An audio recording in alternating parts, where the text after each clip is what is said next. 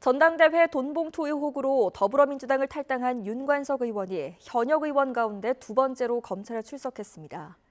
윤 의원 측의 요청으로 출석 모습이 언론에 공개되지는 않았습니다. 검찰은 윤 의원의 범행 가담 정도가 크다고 보고 구속영장을 청구하는 방안도 검토하고 있습니다. 송재인 기자가 취재했습니다.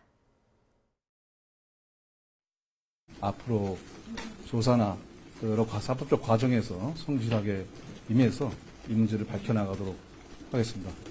더불어민주당을 탈당한 이후 검찰 조사 일정 공개를 꺼려오던 윤관석 의원은 결국 보름여 만에 비공개로 검찰에 출석했습니다. 사흘 전 검찰에 공개 출석한 이성만 의원에 이은 두 번째 현역 의원 조사입니다. 검찰은 두 의원 가운데 윤 의원의 혐의가 특히 무겁다고 보고 있습니다. 재작년 전당대회 당시 송영길 전 대표 당선을 위해 당 인사들에게 9,400만 원이 뿌려진 데 관여한 건 마찬가지지만 특히 윤 의원은 현역 국회의원들을 상대로 한 금품 살포를 강내구 전 한국감사협회장에게 지시한 데 이어 300만 원씩 나뉘어 담긴 돈봉투 20개를 직접 뿌리면서 범행을 주도했다고 의심하고 있습니다. 압수수색 당일 윤 의원은 사건 관련자 진술에만 의존한 비상식적 기획수사라며 혐의를 전면 부인했지만 자금 전달을 뜻하는 듯한 녹음 파일이 공개되기도 했습니다. 5명이 빠졌더라고. 오늘 안 나와갖고. 아니 모자라면 오빠 채워야지 무조건. 그래서 하는 김에 다 해야지. 우리 또 이번 의혹으로 구속된 강 전 회장은 의원들을 상대로 한 자금 전달만큼은 자신이 아닌 윤 의원에게 책임이 있다고 검찰 조사에서 주장한 것으로 알려졌습니다.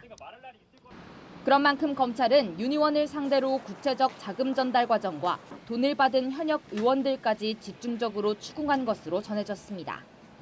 사안의 중대성과 증거인멸 우려를 고려해 구속영장을 청구하는 방안도 적극 검토하고 있습니다.